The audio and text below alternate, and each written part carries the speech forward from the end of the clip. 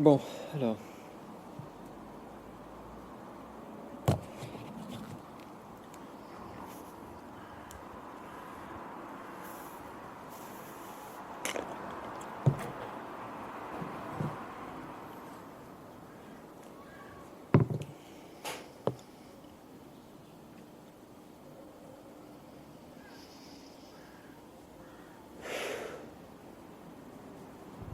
Donc je stresse, hein. Je stresse et ce stress n'est pas.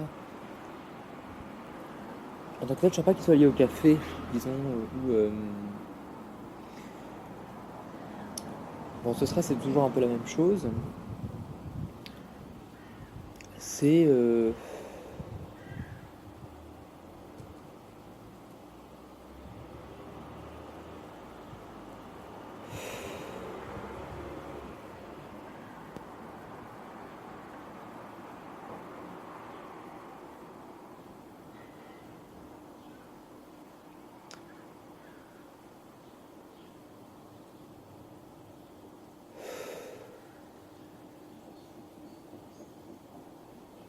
Je profite de ce temps-là, de ce temps de caméra. Ce que je vais faire, c'est que cette vidéo, je vais l'enregistrer donc et la mettre en ligne.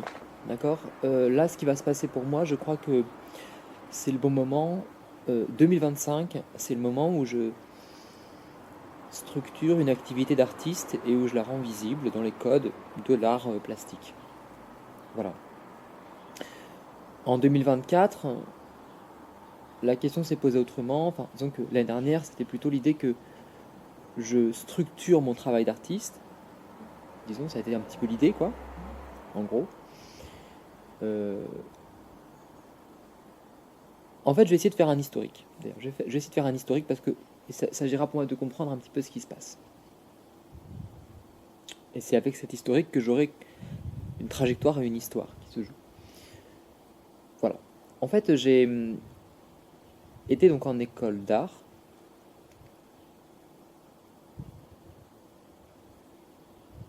En 2014. Euh,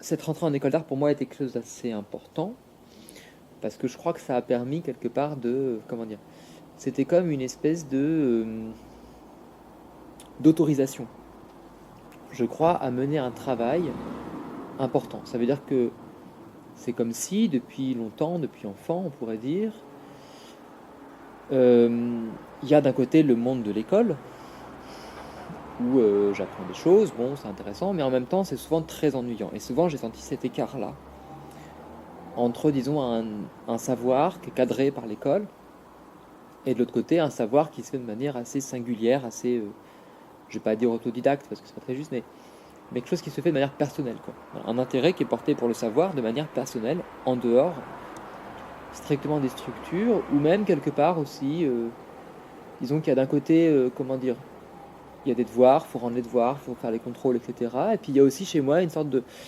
manière d'essayer de comprendre le monde, plus généralement. J'essaie de comprendre le monde,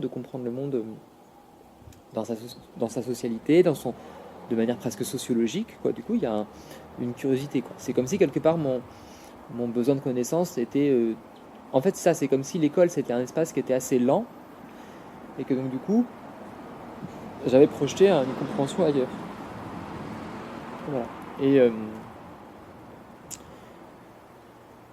c'est souvent quelque chose qui m'a un petit peu fait mal, ça veut dire que j'aimerais bien quelque part être, comment dire, c'est comme si j'avais attendu longtemps quelque part que dans l'institution, il puisse y avoir un espace dans lequel je puisse un petit peu aller au bout de ma pensée, quoi. Que cette pensée puisse ne pas être isolée, solitaire, mais qu'elle puisse quelque part se partager par une institution. Et c'est comme si ça avait été douloureux de trouver ça. Et là, en école d'art, j'avais espéré trouver ça. J'avais espéré trouver un espace dans lequel il y avait en fait une sorte de liberté intellectuelle, si on veut. Une liberté intellectuelle, un espace suffisamment, disons, grand et large pour ça. Et en même temps, au début, les premières années, on nous dit non mais voilà, au début on peut pas tout faire ce qu'on veut, faut attendre un petit peu, c'est que un peu après. Donc en fait j'ai été patient parce que j'ai vu quand bon, pour moi je pensais que l'art était l'espace dans lequel on pouvait être libre et c'était l'espace de l'exception. Je pense un peu à Agamben Mais c'est l'art et l'espace un peu où tout peut se faire, où tout peut se dire, etc. Oui, mais en fait, il y a aussi énormément de contraintes qui font que c'est pas aussi simple que ça. Bon. Et donc là où je pensais quelque part que c'était un espace vraiment de liberté presque un peu totale, parce que c'est comme si j'avais besoin d'une liberté intellectuelle quelque part, et c'est comme si j'avais espéré y avoir accès dans l'art, en fait, en gros. Bon. Bah là, je voyais quelque part que, au bout d'un moment, en fait, j'ai été un peu comme déçu, parce que je voyais quelque part que cette liberté était finalement limitée. À la fois, c'est pas si juste que ça, parce qu'il y a quand même une très grande liberté intellectuelle, quand même. Euh, mais en même temps, elle est quand même, dans un sens, limitée par un ensemble de cadres. Encore ça, c'est pas le plus grave, parce qu'on peut quand même, de par cette liberté, mettre en cause les cadres et donc jouer avec les cadres. Bon. Mais je crois que ce qui m'a blessé, peut-être, ça a été à un moment donné, quand j'ai fait une mobilité, un voyage scolaire, on va dire, enfin, une sorte de stage, à Shanghai. Ça durait pendant assez longtemps, c'était 4 mois. Et j'ai eu le temps, du coup, en 4 mois, de bien comprendre le truc et de voir un petit peu, quelque part, comment l'art contemporain a été complètement récupéré par des sphères marchandes. Comment c'était qu'un système capitaliste. Et au final, je voyais quelque part un truc où il y avait quelque chose qui était indécent en termes financiers, pour des œuvres d'art qui n'étaient pas intéressantes. Et en fait, ça m'a blessé. Je me souviens de cette foire d'art contemporain. Ça m'a blessé parce que je voyais quelque part que l'art était un peu, finalement, pas intéressant. Je me disais, bon, bah finalement, cette liberté que je recherche, je ne l'aurais pas ici. Bon. Je crois que ça a été vraiment pour moi une espèce de moment un peu douloureux, quoi. Comme si quelque part j'avais voulu vraiment espérer un espace de liberté, euh, et qu'en fait je voyais que cette liberté était en fait très libérale, très ancrée dans le marché. Donc ça m'a blessé. Ça m'a blessé, et je me questionne parce que quand je suis revenu en France, je crois qu'après je voulais presque arrêter mes études, en fait. Parce que je me disais, mais à quoi ça sert, en fait? Enfin, je me dis, je m'investis presque corps et âme dans un travail de recherche, et au final, c'est comme s'il n'y a pas d'issue, quoi, si on veut. Il y a un truc comme ça, de cette recherche, finalement. Moi, je travaille, je vais accéder à cette espèce de. Quand j'ai une liberté, c'est aussi un travail, hein, c'est le travail qui mène à cette liberté. La liberté de penser, c'est aussi un travail qui permet de penser. Moi, c'est comme si je voulais travailler et puis qu'on me le permet pas, en fait. Hein. C'est comme si je cherchais un travail intense qui permet d'aller au bout d'une pensée et que quelque part, ce qu'on me propose, c'est pas, c'est ennuyeux, quoi, un petit peu. C'est un petit peu ça le problème. Hein. Et donc voilà, il y a un petit peu ce rapport-là qui se joue dans un sens. Et je crois que ça m'a vraiment blessé et que donc du coup je me suis dit, bon en fait il n'y a pas trop d'issue. Je me suis dit c'est un mécanisme quelque part sociologique et que c'est ce qui se passe. C'est ce qui se passe avec Grothendieck. C'est ce qui se passe avec pas mal de gens aussi, hein, qui ne peuvent pas trouver leur place dans une institution. Parce que les institutions, quelque part, un peu rejettent, dans un sens. Et donc du coup je me suis un petit peu dit, bah peut-être quelque part que ça sert à rien que j'essaye de, comment dire, d'être patient, de montrer des gages au sein de l'institution, d'essayer d'être le plus travailleur possible pour essayer de rentrer quand même dans le système pour un jour quelque part avoir enfin la possibilité de pouvoir être libre. Mais c'est même pas la peine, en fait. Il faut juste que je claque la porte et que je m'en aille, parce que c'est pas là que je trouverai quelque part une issue. C'était violent pour moi, hein, évidemment. Et puis du coup voilà, hein, ce qui s'est passé, donc c'est que ça veut dire que j'ai cherché cette liberté, disons intellectuelle, hein, oui c'est ça, hein, mais aussi une liberté métaphysique, une liberté sensible, une liberté de vie quelque part un peu, dans, dans une forme d'ascèse, dans une forme de ermite un petit peu. Quand j'ai arrêté enfin parce que bon, j'ai quand même allé au bout de mes études, j'ai quand même fini. Le mémoire que j'ai fait, je l'ai fait d'un très, très solitaire et très autonome, quoi, si on veut, vraiment. Bon, j'en suis content quand même. Hein. Euh, et puis, donc, à la fin de mes études, c'était compliqué pour moi parce que toujours, il y avait toujours pour moi le problème, c'était un petit peu, mais comment je vais faire avec le monde du travail, quoi. Ça veut dire qu'en fait, bah,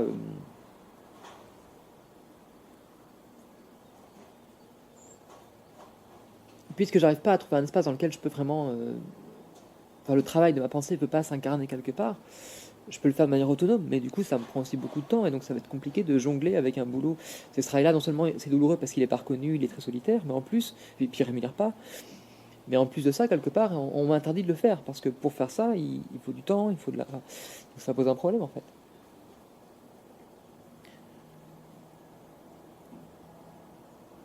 Mais bon, ce qui s'est passé, c'est qu'il il y a eu le Covid, en fait, il y a eu ou la Covid. Bon, et à ce moment-là, je crois qu'il y a aussi quelque part pour moi un certain, le rejet de l'institution, le rejet de ses normes, de ses cadres, de sa structure, de la bêtise qu'elle propose aussi, parce que pour moi c'est ça le problème, c'est que ça crée de la bêtise systémique à un certain degré.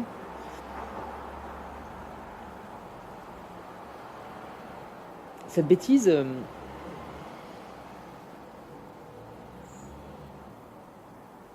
et je dis encore à un certain degré, parce que ce que je suppose, c'est qu'en fait, peut-être que ça serait peut-être différent dans d'autres cadres, dans d'autres institutions.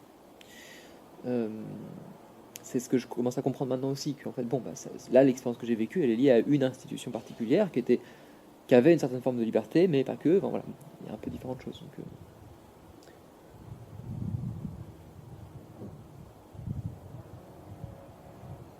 je pense qu'il y a beaucoup un critère de classe aussi, hein. Je pense que si j'étais pas d'une classe, enfin, par exemple, si j'avais de l'argent, si mes parents avaient beaucoup d'argent et que j'aurais pu étudier par exemple à Paris, donc dans des grandes villes, dans d'autres situations avec d'autres professeurs, etc., peut-être que là j'aurais pu aussi peut-être, ou pas, hein, avoir accès à d'autres choses, etc. En tout cas, il y a eu aussi pour moi voilà, un sentiment de rejet aussi, parce que ce sentiment de manque d'espace de liberté, il était lié aussi à un manque d'intensité. Ça veut dire dans un sens que, je pense que ça va ensemble, euh,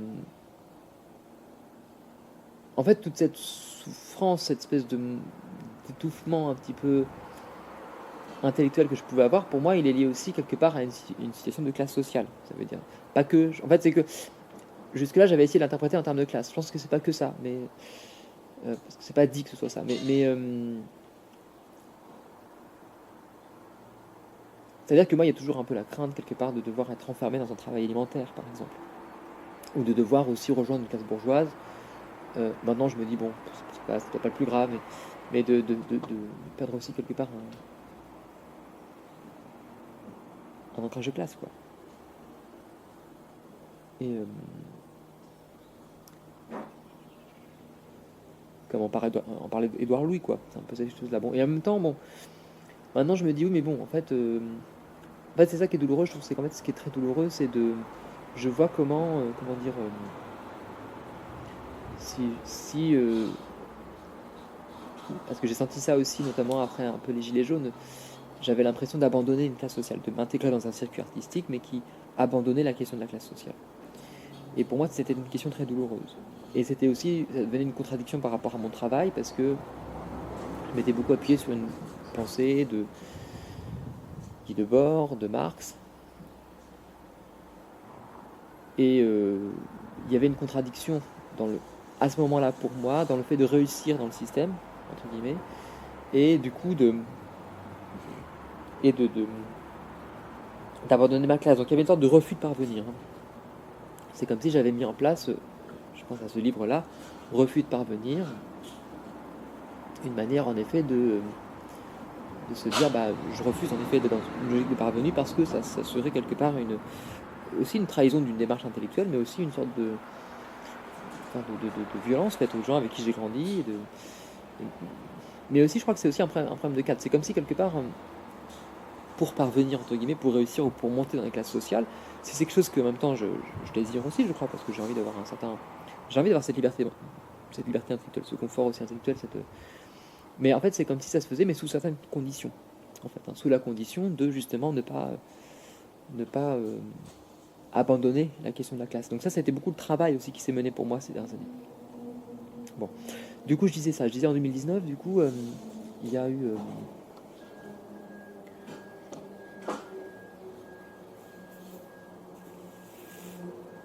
voilà, ce que je peux essayer de faire, c'est faire un journal vidéo 2025 qui pourra être mis en ligne aussi sur un espèce de blog.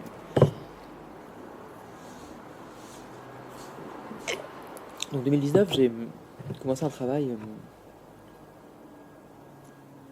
avec le Covid, alors, déjà j'ai fait une résidence à Toronto, une résidence qui a été assez importante pour moi parce que, bon, j'ai mené un travail dans le cadre de cette résidence, pareil, mais c'était un travail un petit peu de prétexte, même si je pense qu'il n'est pas si prétexte que ça, il est quand même assez important, il ne faut pas non plus le mépriser, quoi, mais le travail surtout que j'ai mené, c'était un travail d'enquête et d'études. Et le travail que je mène du coup depuis un petit moment, ça a été en fait un travail de phénoménologie. Comme je disais, c'est que en fait finalement il semblait qu'il y a un petit peu comme deux parties en moi, hein. Une partie un peu scolaire, bon élève, qui fait ce qu'on lui demande, et il y a une partie qui est un travail comme une sorte de recherche personnelle, qui a besoin d'être protégée. D'être protégée aussi parce que cette recherche, elle me semble qu'elle n'est pas a priori, dans un premier temps, intégrable dans le système scolaire. La chose que je pourrais dire plus tôt maintenant, c'est qu'en fait, cette recherche personnelle, elle s'inscrit en fait dans une histoire philosophique, mais qui est aussi peut-être une histoire de rapport au monde, je ne sais pas comment dire, qui serait un questionnement existentiel, mais au sens de l'existentialisme. Ce que j'ai l'impression, c'est que les structures classiques scolaires, elles sont encore très ancrées dans une conception liée à Descartes, à l'idée que le sujet, il est autonome, etc. Bon. Alors que justement, ce que j'explore de manière plus personnelle, mais qui s'est ensuite transposé aussi sur le champ politique, je pense en particulier, notamment lié aux lectures du Comité Invisible ou de Agamben, et maintenant qui se pense sur un plan esthétique et philosophique, religieux aussi, c'est en effet plutôt lié à la pensée de Heidegger. Et donc, ce que je comprends, c'est qu'il est possible que cette tension que j'avais en moi était liée entre d'un côté une forme de logique qui empruntait côté bon élève, un petit peu bon élève, je fais les devoirs qu'on me demande, etc. Je rentre dans le système, je rentre dans l'État, un petit peu. Et de l'autre, quelque chose qui semblait échapper à l'État, qui était une logique un petit peu un rapport au monde existentiel, en effet. Donc je dis ici Heidegger, mais peut-être que c'est pas que Heidegger, je sais pas. Et en effet, par exemple, moi j'ai été touché dans le punk, par exemple. Le punk, il y a un truc comme ça, il y a une espèce de rapport, d'interrogation face au nihilisme, face à la mort. Je pense à Guérilla Poubelle, par exemple. Un Guérilla Poubelle que j'écoutais au lycée avec des amis et qui disait, le sous-titre c'était existentialisme égale punk. Non, punk égale existentialisme. Punk égale existentialisme.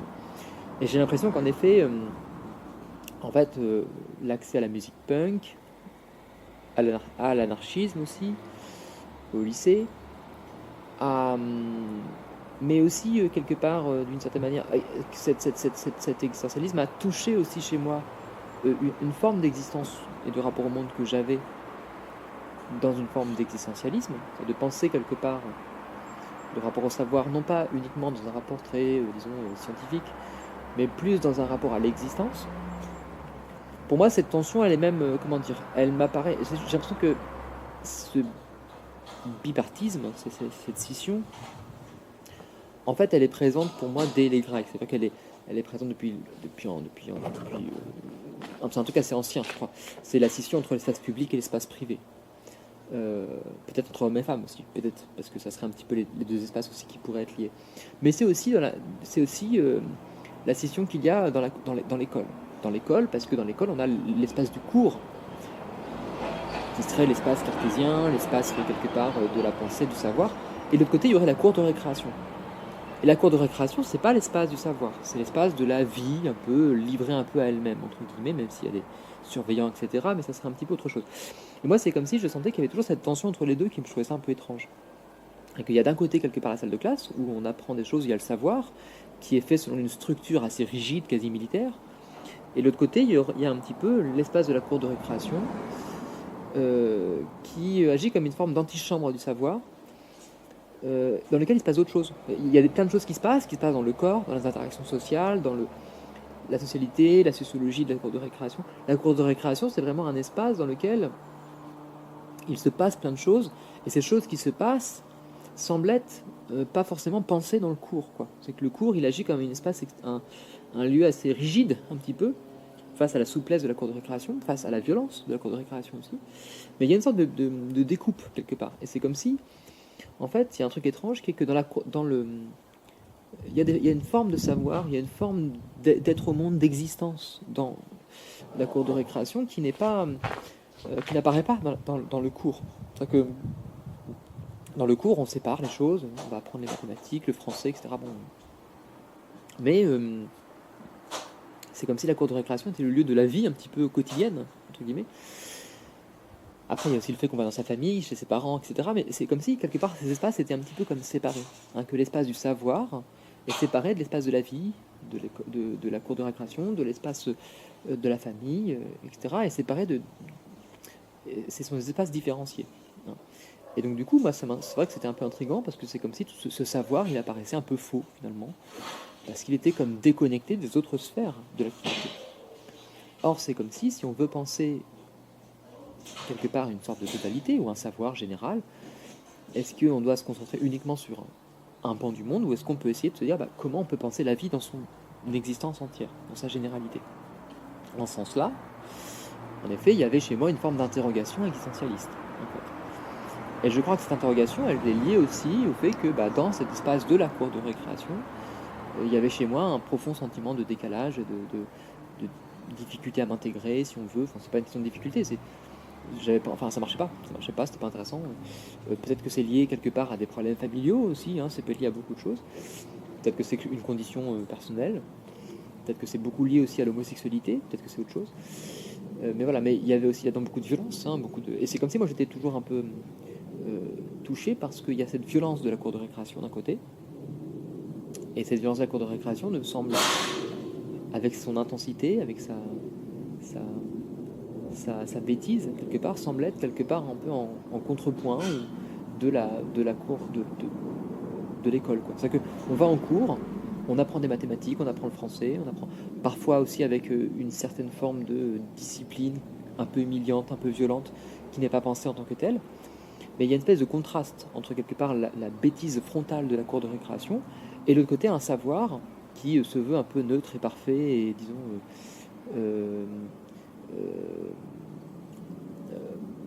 objectif, quoi, alors qu'en fait il est juste à côté d'un système de violence et c'est comme si cette violence remettait en cause même la légitimité de ce savoir. C'est un petit peu ça, comme si quelque part elle détenait une forme de vérité, une forme de rapport au monde, d'intensité dans le rapport au monde, qui délégitimait quelque part le caractère de légitimité à côté du savoir qui était produit. Et je pense que c'est pas rien, je pense que il est possible aussi que beaucoup de gens se détournent du savoir du savoir moderne, du savoir tel qu'on l'apprend à l'école, pour cette raison-là, parce qu'il y a cette tension-là qui est liée. C'est que le savoir, quelque part, il détient une forme de bêtise, un petit peu. Donc voilà, donc bon, je reviens ici sur ce qui s'est passé un peu après, en 2019, moi, quand j'étais au lycée, du coup, il y avait je crois que c'est un moment où ces choses-là se sont rejouées un petit peu. Où, quelque part, cette tension a été un peu forte. C'est comme si j'avais pu relier ces deux espaces, cette tension entre la violence de la cour de récréation et l'espoir porté dans le savoir s'est un peu amenuisé parce que je voyais quelque part que finalement le savoir de l'école se fondait, au sens où il s'interpénétrait quelque part avec la vie quotidienne. Or moi quelque part j'avais investi à fond le savoir, à fond les cours, pour échapper à la violence de la cour de la récréation. Et là, ce que je voyais, c'est qu'au final, en fait, dans un sens, le savoir semblait être complice de cette violence. Quelque part, il en faisait partie un petit peu. Je voyais que les mathématiques, par exemple, ou l'ingénierie, bon, quelle surprise, quelque part, j'ai envie de dire avec le recul, mais que l'ingénierie, quelque part, était aussi ce qui était le moteur du capitalisme, et que ça reproduisait de la violence auquel je voulais échapper. Voilà. Donc du coup, ça m'a profondément blessé. En fait, je voyais quelque part que le savoir n'était pas capable de répondre aux problèmes qu'il essayait de... Voilà. Donc du coup, je me suis dit, bon, ça sert à rien de trop forcer là-dedans. Et c'est vrai que j'ai cherché dans l'art, je crois, une solution. Parce que dans l'art, il y avait peut-être un rapport au sensible, un rapport à peut-être plus religieux aussi. Je crois, dans un sens, quelque part, que j'ai eu une sorte de crise de foi. Je pense que j'en ai eu plusieurs. Crise de foi dans le monde, en effet, quand j'étais donc au primaire, au collège, face à la violence de la cour de récréation. et le manque de sens aussi qui était posé là-dedans. L'impossibilité aussi de répondre à des questions métaphysiques. Mais aussi une crise de sens aussi, une crise de foi au lycée, en voyant qu'en fait, quelque part, il y avait une sorte de collaboration de la part du savoir scientifique sur ces questions-là, des mathématiques en fait. Même les mathématiques qui m'apparaissaient quelque part un fondement solide m'apparaissaient finalement comme s'il y avait une sorte d'arnaque un petit peu quoi dedans. Bon.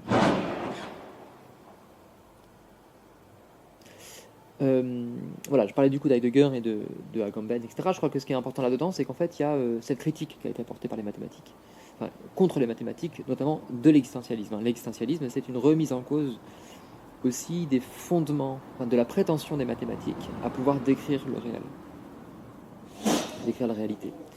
Et donc, ça veut dire que c'est pas un socle si solide que ça. Et ça décrit un petit peu ce que je décris ici, hein, c'est que vraiment l'existence humaine, elle n'est pas faite que de mathématiques. Les mathématiques correspondent à un domaine assez précis. Alors, cela dit, donc j'ai exploré ensuite des questions qui étaient plutôt voilà, confrontées à des peurs liées à des questions alimentaires, etc. Je me suis orienté vers un BTS audiovisuel. J'ai fait des études qui étaient techniques pour essayer d'avoir un travail alimentaire qui puisse rassurer mes parents, mais me rassurer aussi dans l'idée d'avoir un travail qui rémunère, etc. Et j'ai fait donc du coup plutôt un travail autour de... Enfin, mais en même temps c'est pas rien, je me suis orienté vers le cinéma. Parce que ce qui m'intéressait dans l'image, c'était qu'il y avait à la fois quelque chose qui était très moderne, qui était lié aussi donc à un langage moderne aussi, mais aussi lié à l'image, au son, au temps. Et donc je pense qu'il y avait un intérêt là-dedans qui était porté pour moi dans le cinéma. Parce que je crois que ça touche toutes ces questions-là, vraiment. Et Bernard Stiegler parle de ça, il dit le cinéma c'est précisément un art existentialiste, hein. C'est un art qui s'intéresse aussi à l'existence en fait, qu'est-ce que c'est, comment fonctionne la durée et l'existence, comment on est pris dans l'existence. Voilà, et donc c'est vrai que du coup je suis passé là où je m'orientais vers des études d'ingénieur, je suis plutôt orienté vers des études de cinéma. Donc il y avait quelque part quelque chose, je crois pour moi, il y a vraiment une dimension philosophique. Et d'ailleurs le fait que au bac les meilleures notes que j'ai eues, ça a été en philosophie et en cinéma, je pense que c'était aussi lié, voilà, c'est signifiant pour moi, ça a signifié ce rapport-là. Comme si je faisais en effet une philosophie du cinéma. J'avais aussi des excellentes notes quelque part en mathématiques et tout ça, mais dans le domaine très scientifique, si on veut. Mais c'est comme si quelque part, si je reprends ainsi un peu mes notes quelque part, le fait d'avoir eu des meilleures notes en cinéma et en philosophie par rapport aux mathématiques, enfin, en gros pour le truc, c'est que c'est signifiant. Je pense que le fait j'ai eu 20 en cinéma, 20 en philosophie, et j'ai eu 19 en mathématiques, ce qui est pas mal. Et un truc comme 17 en physique, un truc comme ça. Mais si je le prends les notes, alors je vais le dire autrement. Je peux supposer que les notes décrivent, c'est un peu étrange, hein, mais dans un sens, on pourrait supposer que, alors évidemment ça dépend aussi beaucoup de plein de choses, du correcteur, etc., mais que les notes décrivent de manière exacte une mesure. Avant, je pensais dans une optique un peu marxiste, que les notes ne décrivaient pas, enfin ne représentaient rien en fait, c'était un peu, ça voulait rien dire quelque part. Et là maintenant je me dis non, c'est pas ça, au contraire il faut les prendre au sérieux. Acceptons l'idée quelque part que les notes décrivent précisément une mesure d'un travail. De la même manière que l'argent. Avant on pourrait dire voilà, l'argent ça veut rien dire, pourquoi un sac de telle marque de luxe qui pourtant est fabriqué en Chine, voilà, pourquoi ça coûte aussi cher? En fait c'est parce que quelque part le prix qui est indiqué ne correspond pas à la vraie qualité de la matière. Et bien peut-être que si, peut-être quelque part le prix correspond à une mesure, correspond à une forme de valeur, qui n'est pas dans le matériau peut-être, mais dans autre chose, dans la marque, dans autre chose. Donc maintenant j'ai ce rapport-là de me dire en fait le prix, le chiffre correspond exactement à ce qui se passe. Alors, ça veut dire quoi? Comme j'ai eu 20 en cinéma, 20 en philosophie, et 19 en maths, comment on peut l'interpréter? C'est intriguant ça. Je pourrais dire quelque part que, en fait, j'ai eu 19 en maths. J'ai eu 19 en maths, donc il y avait un point qui était bien, mais il y a un point qui manquait. Ce qui voudrait dire quelque part que dans un sens, euh,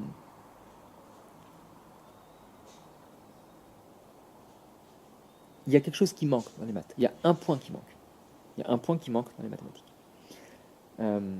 Alors que dans le cinéma et dans la philosophie, il n'y a rien qui manque. En tout cas, ça va, j'ai largement ce qu'il faut pour... Voilà.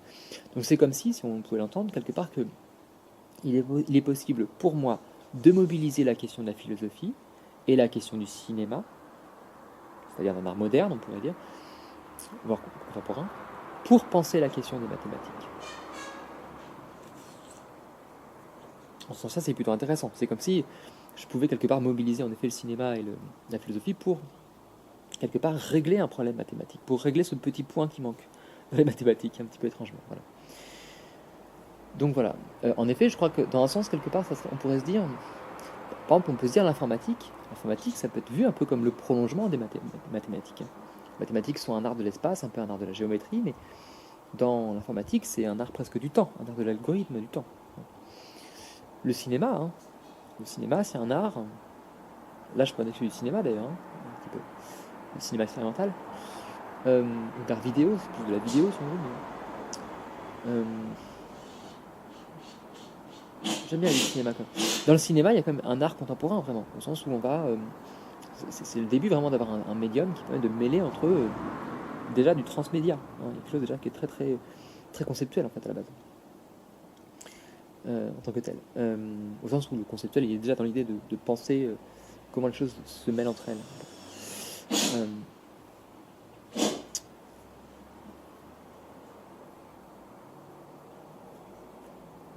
Bon, donc voilà, donc je pense en effet, bon, là je retrace un peu tout ce parcours. Donc finalement tout ça m'apparaît assez pertinent et ce BTS pour moi audiovisuel, il était très technique. Il était là pour s'orienter vers un travail de technicien, mais surtout il m'a permis de forger quelque part une connaissance technique, quelque part. Des outils qui permettent de capturer l'image et le son, et ça c'était assez important. Et le fait d'aller après vers l'école d'art m'a permis pour moi de continuer plus sur des questions de l'ordre de la philosophie. De penser la question philosophiquement, en fait, du rapport au médium qu'on peut utiliser. En effet, vers la fin de mes études d'art, je me sentais pleinement artiste, si on veut, et en même temps, je me sentais en effet dans une sorte de... Comme si quelque part, j'avais l'impression que les institutions ne pouvaient pas aider mon travail, c'était fini, quoi. Et il y avait un moment vraiment de profond sentiment de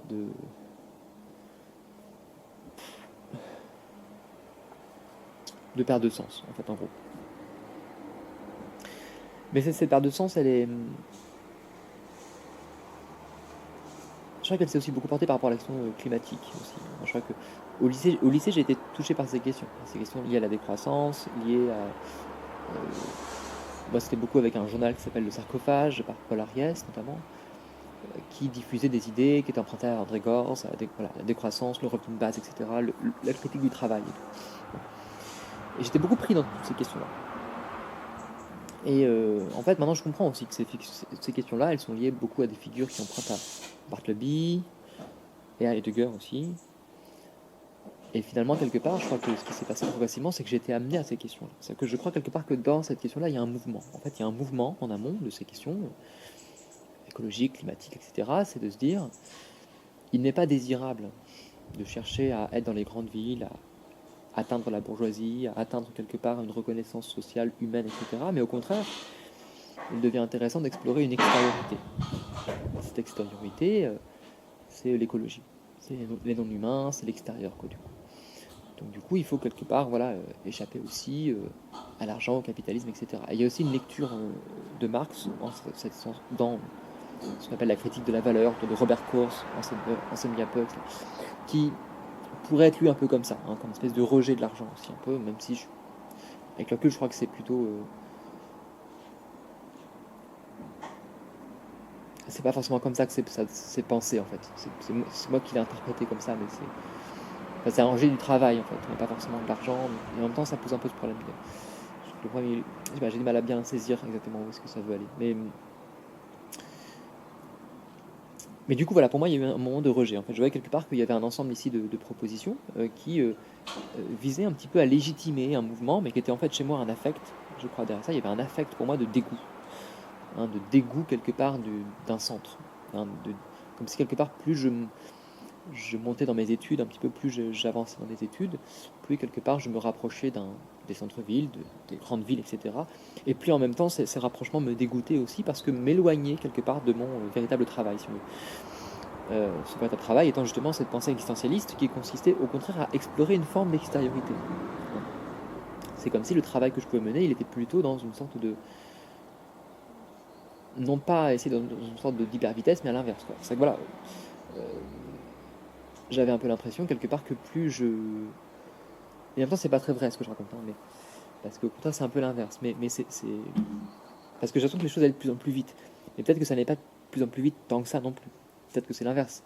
Peut-être que j'allais très très vite avant, au contraire, et que le fait d'être confronté à un espace qui, au contraire, laissait de plus en plus le temps pour penser, faisait que du coup, je ne pouvais pas à la fois continuer sur le rythme de vitesse que j'avais avant et en même temps continuer donc il y a peut-être un conflit de vitesse aussi, hein, c'est possible que ce soit pas...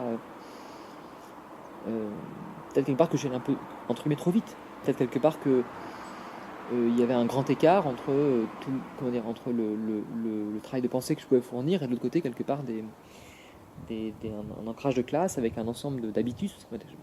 Pour moi, il y avait un conflit d'habitus, hein, que l'habitus de classe, étant confronté à un habitus qui permettait aussi une forme de liberté intellectuelle, a comme créé une espèce de, pour moi, comme un chaud-froid, quoi, hein, un écart de température un petit peu.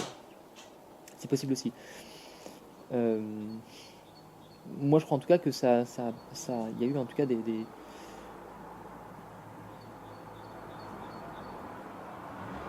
En fait, c'est comme j'ai l'impression d'avoir pu aussi accéder à une espèce de certaine légitimité en tant qu'artiste, à me dire voilà, maintenant ma parole elle est légitime en tant qu'artiste, en tant que personne qui fait un master. Et en même temps, peut-être aussi quelque part que je voyais ici une forme d'impuissance de cette parole, euh, une difficulté aussi à comprendre bien les affects qui me mouvaient aussi, enfin un ensemble de choses qui faisaient que, bref, ça ne fonctionnait pas, que je me sentais enfermé en fait, enfermé dans une réussite en fait quelque part. Et c'est comme si la seule solution, ça avait été de valoriser une forme d'échec, de se dire bah il faut que j'échoue. En fait, la seule chose que j'ai pas fait, c'est il faut échouer. C'est déjà quelque chose que je m'intéressais depuis un moment, hein, m'intéresser justement sur le vide, sur le retrait, sur la disparition, sur quelque part un ensemble de positions qui sont un peu tabous, qui sont en tout cas dévalorisées, par définition presque un petit peu, au sein d'un système qui vise la performance, qui vise la mise en avant, etc. Je pense à un livre que j'ai pas lu qui s'appelle The Queer Art of Failure. Ça, c'est un petit peu l'art de la faillite, hein, l'art de l'échec. Et c'est un petit peu ça, c'est que bon, finalement, j'ai des très bonnes notes, mais finalement, est-ce que finalement pour moi le défi, la difficulté, c'est pas d'apprendre à échouer, et même de faire exprès d'échouer. Parce que échouer, c'est difficile. C'est comme si je réussissais parce que j'avais tellement peur d'échouer que j'ai réussi, mais finalement, je réussis pas. Je- le rapport au savoir que j'entretiens, il n'est pas pour lui-même. Il est parce que j'ai peur d'échouer. Ce qui n'est pas la même motivation. Ce qui n'est pas la même. Parce que voilà, c'est un rapport intéressé au savoir, mine de rien, qui du coup l'instrumentalise aussi. Donc voilà, pour moi, c'était aussi de me confronter à ça. Donc j'ai exploré quelque part, j'ai eu désiré aussi explorer ces questions-là. J'ai.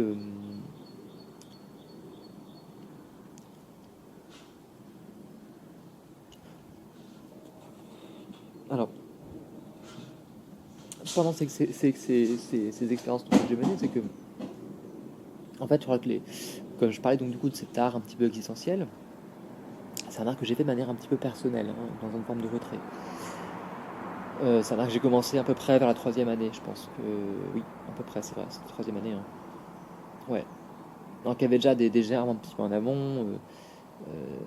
Ces questions ont été déjà posées déjà vers la fin de la deuxième année et même avant. Bon, bref, mais c'est vrai quelque part qu'il y a eu voilà, des gestes que j'ai posés comme ça qui étaient importants.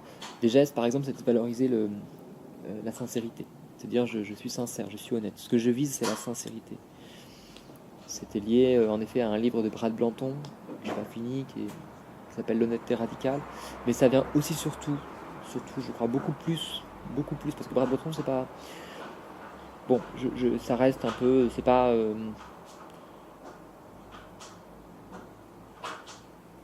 J'ai vraiment à peine effleuré son bouquin, et c'est pas... ça m'intriguait dans le principe, mais Mais bon, je trouve que c'est un peu... bon, je ne sais pas si c'est une référence sur laquelle je peux m'appuyer de manière un peu académique, entre guillemets, je sais pas dire grand-chose, mais c'est intriguant parce que je trouve que c'est un exemple de presque de parti pris, quoi. Bon. Mais c'était plutôt sur Roland Gori, en fait, hein, sur la fabrique des imposteurs. Un livre à la base sur la pensée de Foucault, sur le rapport à la visibilité. Et moi, c'était beaucoup ça. C'est qu'en fait, c'est comme s'il y avait en effet, il faut que je relise un peu. Je pense qu'il faut vraiment que je le finisse ce livre-là parce que je crois que j'ai pas jusqu'au bout, mais il m'avait beaucoup influencé. C'était l'idée un petit peu que dans une société dans laquelle il y a que des évaluations en permanence, et bien ces évaluations nous obligent à nous rendre visibles selon certains rapports. Et cette visibilité imposée, quelque part, constitue une forme d'imposture.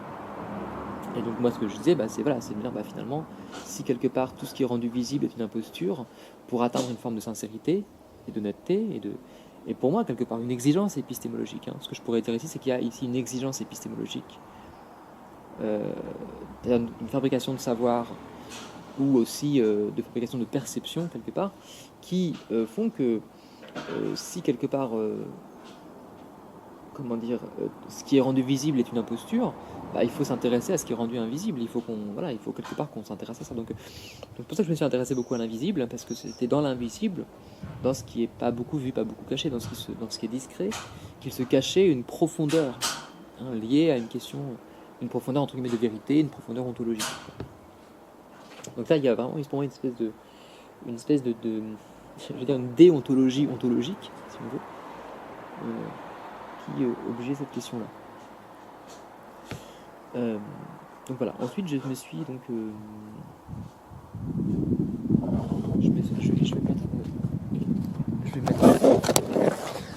je me suis ensuite intéressé à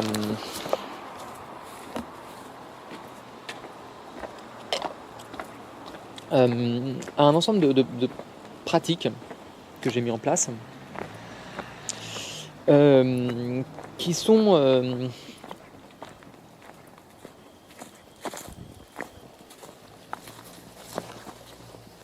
des pratiques qui visent à travailler sur la subjectivité. Donc je pourrais le voir comme des pratiques phénoménologiques, des pratiques qui agissent sur la subjectivité. Mon travail, il est assez voilà, je sens que même si je l'ai pas, j'ai lu aucun livre de lui en tant que tel, mais je trouve qu'il est très très lié en effet à la pensée de Foucault. Je crois que c'est vraiment assez important parce que c'est quelqu'un qui revient très régulièrement dans mon travail. Et en même temps, j'ai l'impression qu'il est aussi Foucault est aussi assez pas mal influencé par Heidegger, donc je pense qu'il y a une logique là-dedans.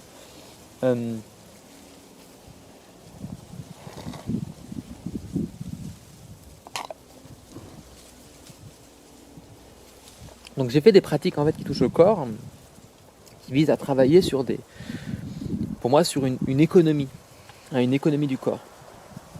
Ce que je pourrais dire un petit peu, c'est que je m'appuie un peu sur des inspirations liées à la psychanalyse, mais c'est comme si plutôt que de passer par strictement la parole, même si là je passe par la parole et c'est assez important, j'essaie un petit peu de décaler quelque part des choses qui sont liées à la psychanalyse pour défaire, destituer ou désaxer quelque part le sujet. Alors, ce qui m'intéresse ici, c'est de voir de quelle manière le sujet que je suis peut quelque part un petit peu se hacker. Comment est-ce qu'on peut hacker le sujet et donc offrir un décalage vis-à-vis de soi-même pour se comprendre, comme si on se regardait dans le miroir, ou dans un miroir déformant, mais que c'est une manière aussi pour comprendre notre propre mode de fonctionnement, encore une fois avec une forme d'exigence épistémologique, c'est-à-dire que c'est au sens où quelque part on peut faire ça pour le fun si on veut, mais c'est un petit peu vraiment dans l'idée de comprendre les choses. Moi je pense que c'est une sorte de rapport à la connaissance. Il s'agit ici de comprendre un peu qui on est, quoi. Moi, ce que j'ai fait, c'est que... Alors, ça faisait écho aussi à un ensemble de questionnements sur Jacques Rancière aussi, sur la question du spectateur. En gros, je me dis, en tant qu'artiste, mon travail d'artiste ne va pas consister à produire des choses, même si en fait c'est important quand même, mais plutôt d'expérimenter des formes particulières de réception. Ça veut dire que c'est comme si j'étais plutôt comme on dit, ce sont les regardeurs qui font le tableau, comme dirait Duchamp. Donc du coup, moi je vais m'intéresser à cette question de la réception. Ça vient beaucoup aussi ce qu'on appelle le usologic turn, le tournant usologique, et qui a été beaucoup notamment discuté par Stephen Wright, qui était un de mes professeurs. C'est beaucoup de lui qui vient ces réflexions-là aussi. Et donc du coup, je me suis mis dans cette position d'un expérimentateur. Je me dis, j'expérimente des choses, et puis après, je peux un peu en parler, un petit peu comme un explorateur. Un explorateur qui va explorer le Groenland, qui va explorer un pays, qui va explorer quelque chose, et qui à la fin vient, et son travail, ça a été d'explorer. Alors il peut très bien écrire un journal, et puis ensuite raconter ce qu'il a vu. Bon, mais c'est pas sa qualité, ce qui fait œuvre chez lui, entre guillemets, sa qualité et son métier, c'est pas d'être un bon écrivain. C'est pas vraiment important. Ce qui est important, c'est que c'est d'abord un explorateur. C'est qu'il est capable de rester en vie, de rester en vie, et d'explorer, de raconter des choses, d'aller loin, et de revenir en racontant quelque chose. Donc ce qui compte, c'est pas la forme. Il faut bien comprendre que la forme, elle n'est pas dans le discours lui-même, même si quelque part c'est quelque chose qui est important, mais dans le trajet. C'est vraiment la question de la performance qui devient importante. Et moi, c'est pareil. C'est comme si je faisais un travail de performance dans tout ça. De performance qui consiste à explorer, à expérimenter des formes de sujets qui sont différentes d'une norme.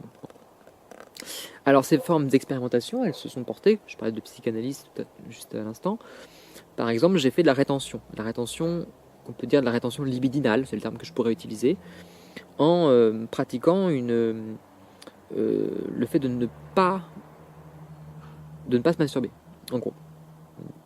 Voilà, je l'ai fait aussi en utilisant d'abord la volonté, mais aussi en utilisant un dispositif technique qui est utilisé dans un cadre BDSM, qui est la cage de chasteté. Alors je pourrais parler un peu plus de toute cette question-là, du rapport à la libido, au rapport au pouvoir, au rapport, pour moi c'est une interrogation sur le fascisme aussi, sur le contrôle, parce que normalement ces cages-là, normalement il y a un cadenas dessus, et il y a quelqu'un d'autre qui détient la clé.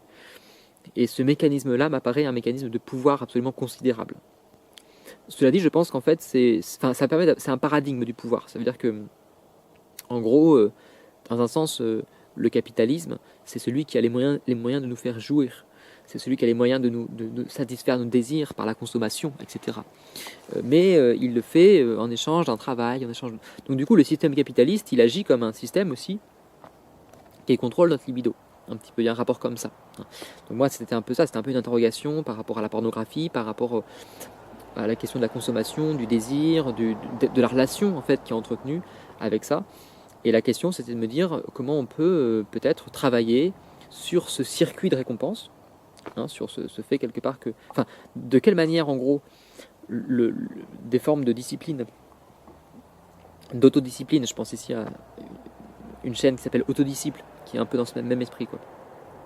De quelle manière des pratiques qui consisteraient à pratiquer une forme d'autodiscipline, notamment sur son circuit de récompense, ça veut dire sur son circuit en fait, disons, hormonal, qui sécrète un ensemble de sérotonine, d'endorphine, je connais pas très bien toutes les différences, mais dopamine, etc. Comment, d'ailleurs, il y a un terme qu'on appelle la dopamine fast, qui consiste à une sorte de petite performance, comme une sorte d'exercice en fait quelque part, qui consiste à pendant une journée à faire très peu d'activités qui soient qui donnent des shoots de dopamine, quoi. Donc ça veut dire pas de jeux vidéo, pas de sucre, pas de café, pas de drogue, pas de plein de trucs, pas de masturbation, etc. Plein de choses qui nous obligent quelque part à nous confronter à des niveaux d'intensité basse. Voilà. Et en fait, c'est comme si quelque part en temps normal on était un petit peu saturé en fait d'intensification, et que du coup là, à travers ce principe-là, je travaille là-dessus, d'accord, voilà, c'est un petit peu ça. Et je m'interrogeais du coup sur le rapport ici à la masturbation. Du coup, de quelle manière en tout cas la masturbation, l'énergie sexuelle, la dépense sexuelle quelque part, s'inscrit dans une économie libidinale. Je reprends ici les travaux aussi de Bernard Stiegler, qui dit quelque part que finalement le capitalisme, il s'inscrit sur une espèce de méta-économie qui est d'abord une économie libidinale. Et c'est cette économie libidinale qui est première, qui est une question de pulsion, etc. Donc moi, c'est comme si j'avais essayé de travailler directement sur ce circuit-là, sur cette économie libidinale qui est à la fois individuelle, mais qui aussi on va dire, se projette dans des structures sociales qui sont ce que Stigler appelle des exosomatisations. Ce sont des exosomatisations libidinales. On peut voir, par exemple, pour moi la pornographie, c'est assez évident, est une exosomatisation libidinale, une manière quelque part d'industrialiser quelque part des fantasmes, des désirs, des projections sur des corps, etc., sur des relations. Et que du coup, le rapport de se dire est-ce qu'on doit consommer de la pornographie ou est-ce qu'on ne doit pas le faire, à l'échelle individuelle par exemple, est-ce que je me coupe ou pas de la pornographie, est-ce que je régule ça ou pas, et tout. Et bien c'est aussi une question très politique, c'est une question d'économie libidinale, c'est-à-dire dans quel circuit libidinal je m'inscris. Je pense aussi quelque part aux analyses qui sont faites par Paul B. Preciado, qui pense très bien le rapport entre le capitalisme dans ce qu'il appelle et la pornographie dans ce qu'il appelle le capitalisme pharmaco-pornographique. Voilà. Même si pour moi c'est un peu plus... il faudra peut-être rajouter d'autres termes, parce que c'était pas que ça. Voilà.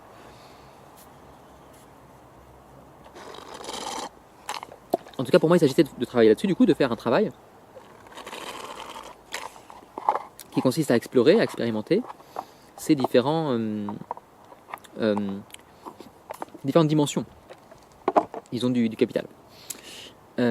Qui s'inscrit ici non pas dans strictement des rapports froids tels que l'argent qui circule sur des flux financiers, mais quelque chose qui serait lié directement au corps. Et donc c'est comme si la question du capitalisme, elle se pensait directement dans un travail sur le corps, à travers des circuits un peu invisibles, parce qu'on ne peut pas vraiment dire la libido elle est ici, enfin voilà, mes yeux ils sont là, mais ma libido elle est où, elle est un peu dans tout le corps, elle est beaucoup dans le sexe, mais pas forcément que dans le sexe, voilà, donc voilà, donc j'ai un petit peu travaillé des choses comme ça, j'ai un petit peu travaillé ici au niveau du corps, c'est un travail presque de body art, de performance, mais qui travaille ici dans le corps en fait le désir, travailler le désir, travailler le... Voilà. C'était aussi lié pour moi un peu à la loi travail, parce que au sens où ces questions-là elles sont arrivées aussi un peu après Nuit debout également, et des manifestations que j'ai faites aussi, notamment je me souviens d'une manifestation où je me souviens de quelqu'un qui portait une pancarte et il y avait marqué « Travaillons nos désirs ». Par rapport au travail, c'était par rapport au travail, « Travaillons nos désirs ». Et en effet, ça rejoint en fait des questions aussi qui étaient dans l'air un petit peu autour de Frédéric Lordon, qui est le rapport entre Spinoza et le Marx, si on veut, qui est de se dire que la question du travail et de son organisation sociale, elle est intégrée dans une structure qui est celle du désir. Et que travailler la question du désir, c'est intéressant, parce que c'est comme si c'était une manière un petit peu de travailler le capitalisme en amont. Voilà, c'est un petit peu ce rapport-là. Donc voilà, donc moi j'ai travaillé mes désirs, un peu, j'ai fait un travail sur mes désirs, c'était un petit peu ça. Bon. Donc il y avait la question de la libido, d'un côté, et puis en fait, ce que je voyais aussi, ça c'était un peu un point de départ assez important, je crois.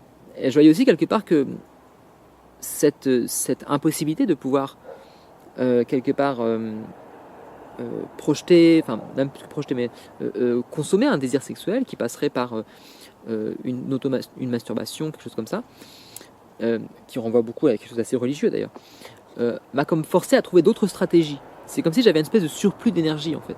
Et j'ai dû trouver d'autres stratégies pour l'investir autrement. Et du coup, je suis passé par de la méditation, je suis passé par des hypnoses, et j'ai commencé à faire un travail, mais très très très intense là-dessus. Ce que je voyais, c'est que c'est comme si, comment dire, la libido, en fait, la dépense quelque part sexuelle, semblait être une manière de ne pas se confronter à des affects de fond. C'est comme si quelque part, voilà, quand on est angoissé, je suis angoissé, mais paf, je vais passer quelque part par la dépense sexuelle pour, comment dire, défaire cette angoisse, quelque part. Bon. Mais si quelque part je peux plus faire ça, alors l'angoisse, elle est là, et elle va monter, elle va être de plus en plus violente. Donc c'est comme si quelque part il fallait se confronter à l'angoisse. Et donc ce que j'ai fait, c'est que, comme je peux pas quelque part défaire enfin, la libido ne pouvant pas quelque part s'évacuer dans la dépense sexuelle, elle va se projeter ailleurs, un petit peu. Donc moi ça a été beaucoup, et notamment moi j'ai essayé de la penser sur le propre corps. J'ai essayé de me dire c'est comme si j'avais fait en effet un travail libidinal, une forme d'écoute des émotions, une forme d'écoute quelque part de la structure libidinale de l'intensité, et de voir où est-ce que ça me menait. Donc j'ai commencé un travail assez intense de méditation, d'auto-hypnose, à travers des bandes son notamment, beaucoup, qui m'ont été d'aller assez loin. Et puis, j'ai pu expérimenter des états motivés de conscience, en fait. C'est-à-dire qu'à travers l'utilisation d'une molécule, j'ai pu agir sur un circuit dans le corps. Et ce circuit-là m'a permis de voir, de manière extrêmement précise, les affects. Les affects, la libido, j'arrivais à le percevoir. Mais plus que ça, j'arrivais aussi à percevoir, disons, une sorte de structure cachée dans les choses. Une structure cachée dans le son, dans le temps, dans les affects. Et cette structure cachée, elle était rendue en particulier visible en méditation.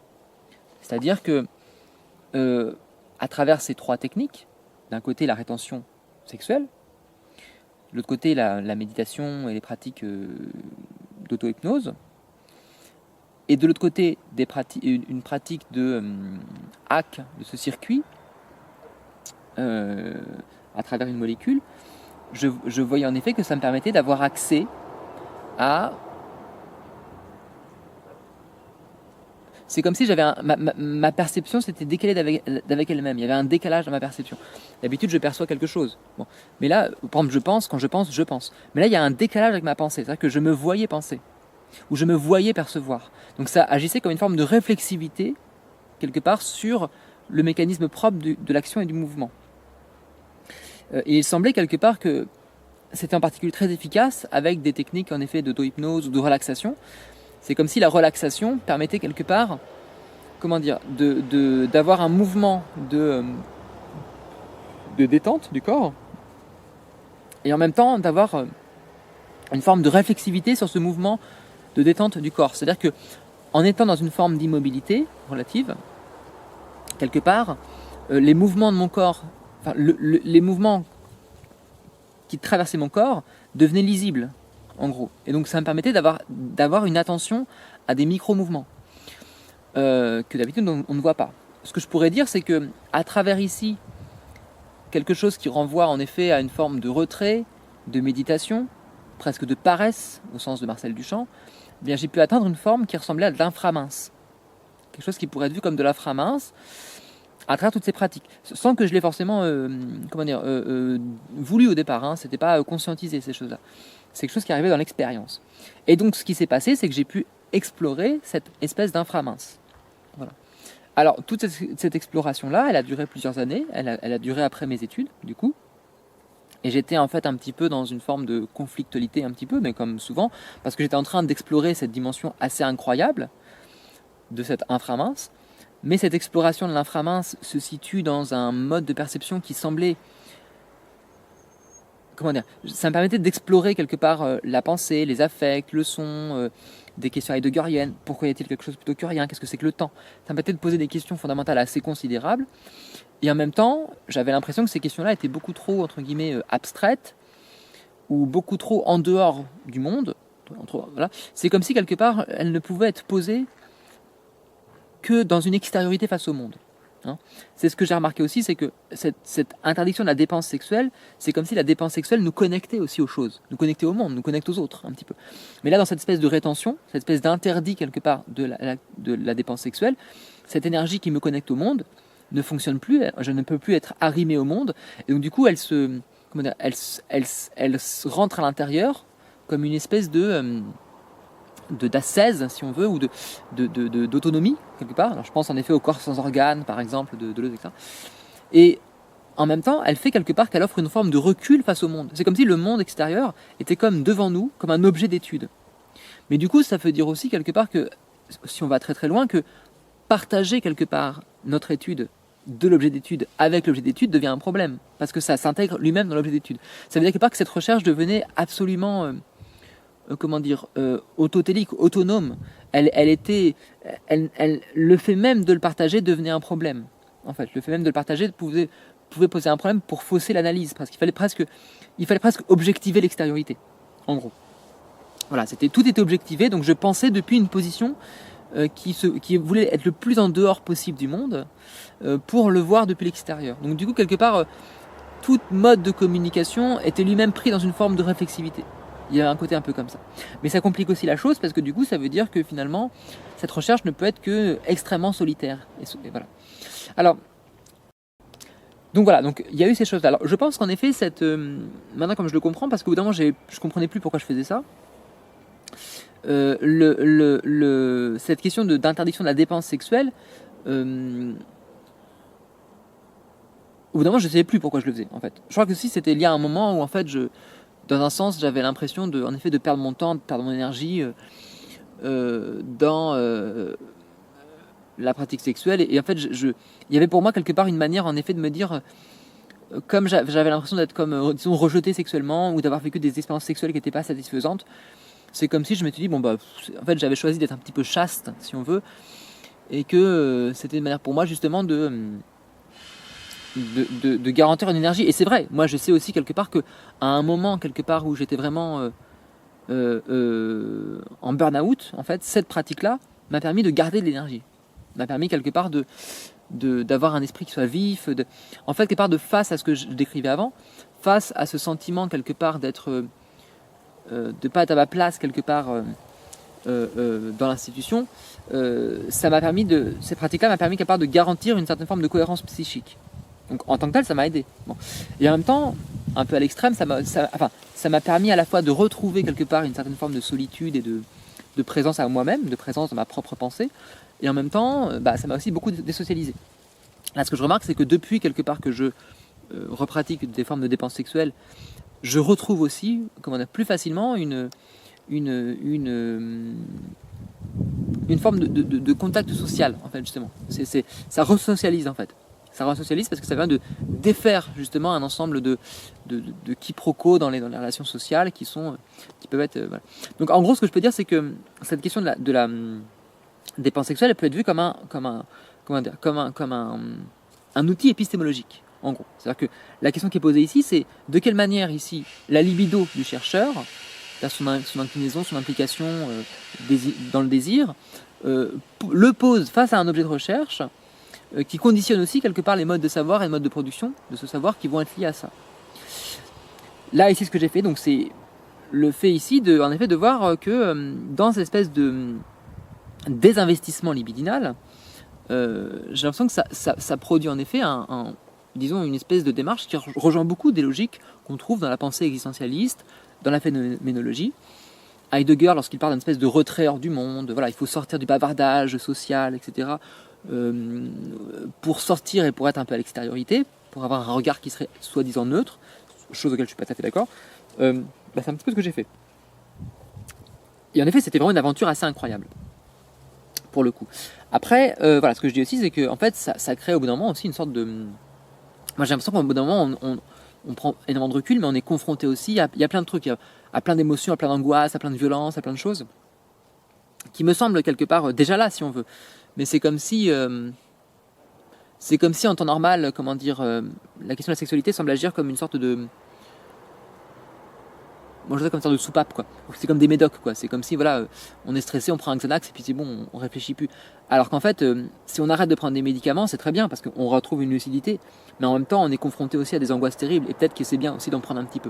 Donc il y a un truc comme ça, un peu de microdosing, si on veut. Hein. Peut-être quelque part que, maintenant, ce que j'essaie de comprendre, c'est un petit peu, il ne s'agit pas d'être dans une forme de radicalité tout de suite, parce que c'est violent, c'est dangereux, c'est trop lourd. Et puis ça devient infini, même, il n'y a presque plus de sens, quoi, si on veut. Mais il s'agirait comme j'ai dit, de l'utiliser comme un outil épistémologique. Voilà, c'est un petit peu ça. Donc voilà. Donc comme je disais, voilà, c'est que j'ai utilisé donc ces pratiques-là, et je crois qu'aujourd'hui, ça me permet aussi pour moi de repenser un certain nombre de catégories qu'on trouve dans les mathématiques, les mathématiques, je suis pas assez calé encore, mais vraiment, mais en tout cas, des questions qu'on trouve aussi en physique, des questions qu'on trouve aussi en art, et que ces éléments-là que j'ai travaillés permettent de repenser des questions qui sont de l'ordre de la philosophie de l'art. Et de la philosophie en général, de l'ontologie en général. C'est comme si ça m'avait permis quelque part d'avoir une sorte d'ontologie en pratique, hein, de pratiquer une forme d'ontologie, donc une ontopraxis. Ce qui fait du bien aussi, c'est que j'ai l'impression que moi, ce qui m'avait bloqué aussi là-dessus, mais je pense que c'est un mécanisme de ça, l'angoisse que j'avais dans ces explorations, c'était l'angoisse de manquer d'argent. En effet, je me disais, j'explore tout ça, c'est super intéressant. À la fois, ça me semblait être absolument nécessaire pour comprendre la question climatique. parce que c'était une grande angoisse et j'avais l'impression qu'il fallait s'extraire au maximum de la société pour comprendre ce qui se passait, pour disons, être en contact avec un peu la terre, etc. Parce que dans ces pratiques-là, le temps change, on est confronté avec d'autres choses. Bon. Mais ça a besoin de réfléchir un petit peu, c'est pas de penser mais vraiment de manière très très intense. Et en même temps, voilà, c'est comme si quelque part la question aussi de l'argent se posait. Et ce que je propose, c'est qu'en fait, dans un sens, c'est que ma démarche ou mon paradigme sur lequel je m'appuie inconsciemment, il se fonde aussi sur une espèce de rejet de l'argent, mais que dans un sens, ce rejet de l'argent, c'est aussi un rejet de la sexualité. Pour moi, c'est aussi un rejet, donc comme je disais, d'expériences sexuelles qui ne sont pas très bien passées pour moi, mais peut-être que c'est d'autres choses aussi, et que d'une certaine manière, en retrouvant une certaine forme de puissance sexuelle, je peux aussi retrouver de l'argent, si on veut, quoi, du coup, et aussi une sorte de puissance, hein. Et que ça ne s'oppose peut-être pas. La question que j'ai aujourd'hui, c'est qu'il ne s'agirait pas pour moi, dans mon parcours personnel, d'avoir cette espèce de contradiction entre je rentre dans le système, mais du coup, je peux pas travailler correctement, ou alors je travaille à l'extérieur du système, si on veut, mais alors j'ai pas d'argent, et puis c'est l'angoisse. Mais trouver autre chose, notamment trouver une espèce d'inverse, c'est de se dire aller entre guillemets à fond dans le sexuel, à fond dans le sexuel, à fond dans le système, et quelque part dans un sens l'épuiser, hein.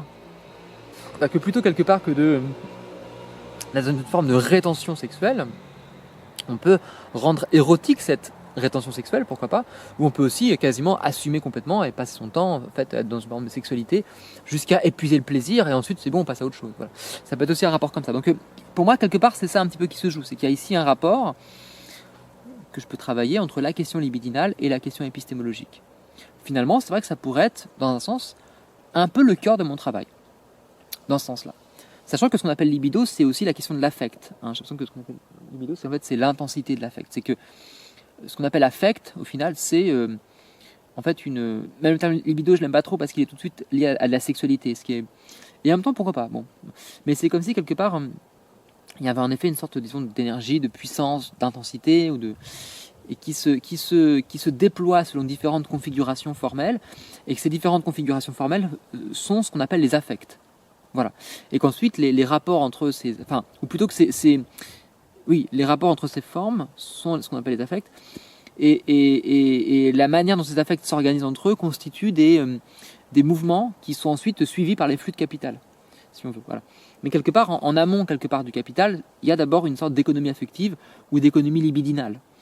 Et ce que je suppose aussi, c'est que cette économie libidinale, en fait, ce qu'on appelle la libido, elle correspond en fait à un mouvement de la pensée, à un mouvement de l'attention, dans un sens où c'est plus que de l'attention, si on veut dire, mais, ou en tout cas à moi je sais à des échanges presque de molécules de rythme. C'est comme s'il y avait des sortes de c'est le terme de Deleuze, je crois, de molécules rythmiques, de molécules de temps, et que ces molécules de temps s'échangent.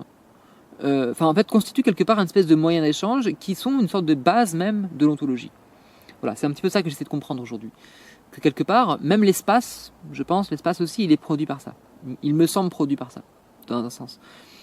C'est pas encore très clair pour moi cette question-là, mais en tout cas, c'est que quelque part, la libido, les affects sont des éléments, structurants d'une certaine dynamique d'un espace affectif. Il y a une sorte d'espace affectif, si on veut, un peu, qui serait aussi un espace libidinal, qui serait quelque part qui aurait une forme, si on veut, un petit peu comme l'espace courbé de Einstein. Là, il y a une espèce de forme un petit peu ici libidinale et affectif. Et cette forme-là,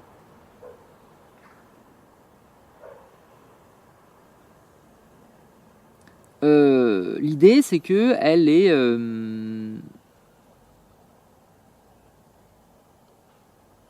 bon, je pense à d'autres choses, mais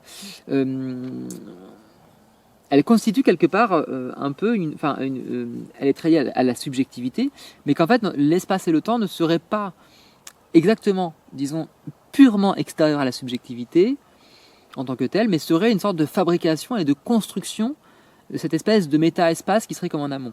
Ça veut dire quelque part qu'il y aurait une forme d'existentialisme, c'est une sorte de cosmologie existentialiste, si on veut. Il y aurait un peu un truc comme ça. Comme si quelque part, en effet, le monde était une sorte de projection voilà, notre tête projette autour de lui un espace et un temps. Mais en fait, cet espace et ce temps, il fait partie d'un mode de fabrication qui est plus profond que ça. Voilà. Ça ne veut pas dire qu'il n'y a pas d'objectivité, ça ne veut pas dire qu'il n'y a pas de matérialité. D'ailleurs, moi, ce que je voyais, c'est qu'il y avait au contraire un hyper-matérialisme. Mais c'est que si on veut prendre en compte cette matérialité, quelque part, de la réalité, il faut comprendre que nous-mêmes, nous sommes une matérialité et que notre perception et la perception aussi des outils de mesure qu'on utilise dans les sciences, je suppose, il est inscrit sur un corps. Et donc, si nous voulons être objectifs, il faut, en un sens, sortir de son corps, sortir de l'humain. Ce que j'ai fait à travers une forme de cette rétention libidinale, c'est comme si j'étais quelque part, dans un sens, j'avais pu, c'est un peu étrange à dire, mais m'abstraire au maximum de mon corps. C'est-à-dire le détendre tellement, faire en sorte qu'il soit tellement effacé quelque part, que c'est comme s'il n'était plus là, qu'il laissait la place à autre chose, il se retire un peu. Voilà. Mais ça marche dans une forme, voilà, ça marche parce que justement, je médite beaucoup, que je suis dans une forme de sieste, de paresse, au sens du champ, pour sortir du corps, pour atteindre un mode de perception qui ne serait pas forcément perceptible autrement. Ce qu'on appelle l'inframince. Voilà, c'est très proche de la question de l'inframince. L'inframince, Duchamp, il pose l'inframince à partir de recherches qui se posent sur la 4e dimension. Voilà. Donc voilà, en ce moment, je suis en train d'étudier tout ce qui est de l'ordre des espaces non euclidiens, parce que je pense que c'est ce qui se passe. Je pense aujourd'hui que ces questions-là ne sont pas des questions qui sortent des mathématiques. Si je reprends par rapport au début, le rapport que j'ai aux mathématiques, je pense quelque part que les mathématiques ne sont pas en tant que tel un problème, si on veut, mais c'est les mathématiques classiques. Je pense qu'en effet, les propositions autour des mathématiques intuitionnistes, autour de Grothendieck, autour d'autres logiques, d'autres espaces, qui ne sont pas les espaces classiques ou la géométrie classique, permettent d'ouvrir aussi cette autre pensée, cette autre dimension, que dans un sens, l'art conceptuel, c'est une sorte d'art non euclidien, un petit peu, tout comme les mathématiques non euclidiennes ouvrent un espace, offrent un dépassement quelque part des mathématiques euclidiennes, eh bien il y a un dépassement aussi dimensionnel presque un petit peu dans l'art conceptuel, tout comme aussi chez Deleuze aussi, il y a une espèce de dépassement de la pensée philosophique, je pense qu'il y a ce rapport-là, et qu'il semble quelque part qu'il y a un même mouvement dans tout ça, qui vise un petit peu à rendre une forme de cohérence, à comprendre qu'en fait, des choses qui étaient séparées ou qui semblaient être uniques, en fait, sont multiples. Mais cette multiplicité, elle est elle-même fondée sur une espèce de métastructure, quelque part. Et cette métastructure, elle a un fond. Et donc, moi, ce qui m'a intéressé, c'est que quand je parle de matérialité, c'est qu'il y a ce fond. Et que je crois que j'ai pu, en effet, explorer ce fond-là. Mon travail pourrait être vu, en effet, comme une forme de déconstruction de ma propre subjectivité, c'est-à-dire par un ensemble de techniques qui vont viser à décaler les soi-disant fondamentaux sur lesquels je me fonde, pour essayer de penser en amont, quelque part, les modes de production de la conscience, de la connaissance, etc., pour accéder à un autre type de connaissance. Ça a pris donc du coup plusieurs années, c'était très difficile, très douloureux, enfin difficile, oui, difficile et nouveau, et absolu, enfin, ça a été pour moi une espèce d'expérience, mais vraiment typique, enfin héroïque, j'ai envie de dire, enfin, un truc assez qu'on voit que dans des films, quoi. Enfin, c'est vraiment quelque chose qui m'a permis d'accéder à quelque chose que je ne pensais pas possible, en fait. Mais aujourd'hui, j'essaye de rationaliser ces expériences. Voilà. En fait, c'est comme si j'avais découvert un nouveau pan de la réalité, quoi. Voilà. Et comme si on pouvait dépasser la réalité, un petit peu. La réalité telle que nous la voyons, c'est la réalité classique, au sens des mathématiques classiques. Mais il y a toute une autre réalité, qui est une réalité, je vais dire virtuelle, mais enfin, une réalité qui est non euclidienne, qu'on peut explorer.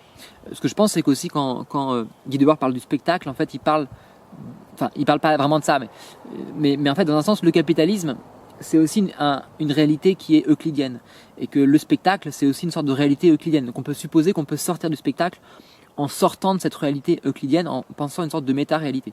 En gros, ce que j'essaie de faire ici, c'est d'accompagner quelque part une forme de révolution métaphysique posée par Heidegger, mais à travers l'idée que cette métaphysique, elle est dans le corps, en fait. C'est le corps qui... Enfin, c'est le corps, c'est les dispositifs techniques, c'est plein de choses qui produisent la métaphysique, qui produisent quelque part une réalité. Mais si on change notre corps, si on change notre technique, eh bien, on change aussi l'accès à cette réalité. En fait, il n'y a pas de... Là où Heidegger va dire c'est la technique qui contrôle tout aujourd'hui, etc. Oui, c'est vrai, bon. Mais la technique n'est pas... Enfin, c'est... En fait, c'est que Heidegger, j'ai l'impression qu'il fait une critique de la technique classique, des mathématiques classiques. Mais ce que je me suis rendu compte, c'est que c'est pas une critique. Enfin, c'est que je sais pas si quelque part il va voir ça comme ça, mais j'ai l'impression que moi très vite je me suis dit, ça veut dire que les mathématiques ne peuvent pas décrire le réel et donc du coup elles sont forcément autoritaires et tout. Et en fait, pas forcément. Peut-être que c'est pas, comment dire, les mathématiques en général qui sont arbitraires mais que c'est juste les mathématiques euclidiennes. Mais que si quelque part on prend les mathématiques non euclidiennes, la question se repose. Est-ce qu'en effet on ne peut pas considérer que la réalité des choses finalement pourrait être décrite avec cette nouvelle logique qui se fonde. Ce que je propose aussi, c'est que les expériences que j'ai vécues, elles sont assez similaires à un ensemble d'expériences qui sont vécues dans la neurodiversité. Alors, je ne veux pas ici instrumentaliser tout le spectre de la neurodiversité, je ne sais pas, mais ce que je voyais, c'est qu'en tout cas, les expériences que je vivais étaient similaires à ce qui était vécu chez d'autres gens qui vivent des expériences qui relèvent, entre guillemets, de la folie, type schizophrénie, bipolarité, délire en général, ce que j'ai vécu pourrait être vu comme un délire, ou alors des choses qui relèvent du religieux. Le rapport à Jésus, le rapport à l'âme, le rapport à être connecté à des esprits, à des dieux, ou à un dieu. Enfin, c'est des choses qui relevaient de cette forme-là. Donc ce que je suspecte en fait quelque part, c'est que la modernité rationnelle cartésienne, en fait, elle est liée à une conception euclidienne du monde qui fait voir les choses selon une forme d'inertie, etc. Mais que, en effet, avec l'extension de cette rationalité à des logiques non euclidiennes, on peut comprendre des choses qui jusque-là avaient été rejetées du champ de la rationalité. Ces choses qui ont été rejetées, c'est en effet tout ce qui est l'ordre du religieux, la médiumnité, les religions, le spirituel, etc. C'est les choses un peu de l'ordre les extériorités quelque part à des normes comportementales de l'ordre de la folie, ou entre guillemets folie, je mets des gros guillemets, ou alors tout ce qui est aussi la pensée queer, minorité de genre, etc. Enfin, en gros, tout ce qui a été exclu jusque-là de l'État peut être réinclus à partir, ici quelque part, d'une reconfiguration du champ du savoir, du champ de la philosophie, du champ de l'art aussi d'ailleurs, du champ, là, notamment à travers cette question des mathématiques. Et en fait, en gros, ça constitue un paradigme. Ce qu'on pourrait se dire ici, c'est qu'il y a une sorte de, en effet, je reviens là-dessus, une sorte d'ontologie non euclidienne. Et la question, c'est de quelle manière cette ontologie non euclidienne permet peut-être de résoudre un ensemble de problèmes qui semblent avoir été posés par la modernité. Voilà. Et ce que je suppose, c'est que cette non-euclidianité, ce côté non-euclidien, c'est très intéressant parce que ça permet quand même de passer par une forme de rationalité. C'est qu'il y a quand même quelque chose qui est très rigoureux, c'est très rigoureux quand même, mais ça permet quand même cette rigueur, elle permet d'ouvrir à des espaces qui jusque-là n'avaient pas été considérés comme pertinents. Et donc du coup de penser quelque part un nouvel universalisme, une nouvelle république, un nouvel État, une nouvelle alliance quelque part entre toutes ces choses-là. Ce que je suppose aussi, c'est que des problèmes, et pour moi c'était ça aussi l'enjeu, des problèmes tels que la question de l'écologie, tels que le rapport tels que les oppressions systémiques, le patriarcat, le capitalisme, le colonialisme, la neuronorme, toutes ces choses-là quelque part, je pense que dans un sens, ça a à voir avec cette question. Et que si on refonde quelque part les structures, on a à fonder quelque part, à représenter quelque part une sorte de structure ontologique, ces choses-là, on pourrait comprendre qu'il n'y a pas de conflictualité, mais il y a une espèce il y a une géométrie qui permet où chacun trouve une harmonie quelque part entre toutes ces choses-là. Ce qui apparaît comme du conflit, ou qui est produit comme du conflit, l'est à cause de ces paradigmes-là. Voilà. Et donc changer de géométrie, changer de topos, on pourrait dire, c'est un peu une question de topos, changer de topos, c'est-à-dire ou atteindre un espèce d'hypertopos, de métatopos, permet d'accéder à quelque chose qui permettrait d'avoir une plus grande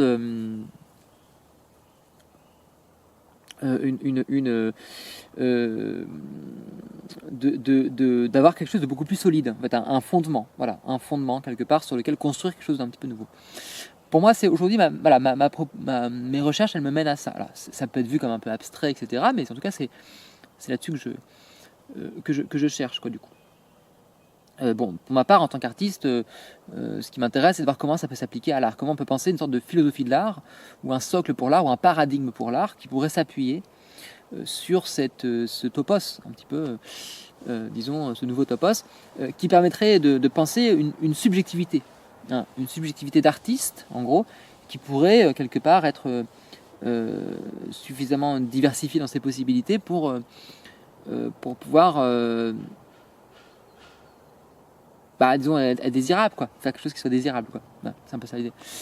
Voilà, qui me plaise, quoi. Enfin, que ça me plaise et que je puisse trouver quelque part une issue aussi, quelque part, à tous ces systèmes de violence qui m'étouffent, quoi. Voilà. Donc voilà, ce fondement, il serait pas forcément je pense qu'il y a plus fondamental encore, hein, c'est un fondement parmi d'autres, mais voilà, pour moi, je me suis dit, là, c'est un fondement qui est quand même suffisamment intéressant, quitte à le refonder après, aller plus loin. Mais voilà un petit peu pour moi ce que j'essaye de penser. L'intérêt aussi, c'est qu'en travaillant sur des questions sur des questions artistiques, on travaille sur de la perception. Et ce qui m'intéresse, c'est qu'on travaille à un niveau assez profond. C'est que je suppose que si on travaille au niveau de la perception, on travaille ensuite le réel est produit par notre perception. Donc travailler quelque part les paradigmes, la perception au niveau de ces paradigmes de perception, c'est penser une nouvelle perception. En fait, ce qui m'intéresse, c'est d'avoir accès à une sorte de perception non euclidienne, hein, qui permettrait peut-être ensuite d'ouvrir à d'autres choses, quoi. Voilà. Bon. Voilà un petit peu, je vais mettre ça en ligne sur YouTube. Et puis je vais le faire passer par une IA pour, je pense, pour avoir un retour dessus. Voilà. Et ça me pose beaucoup de questions les IA parce qu'il y a sélection de données. Mais peut-être que c'est pas une bonne. Bon, peut-être que c'est peut-être pas si grave que ça. C'est pas.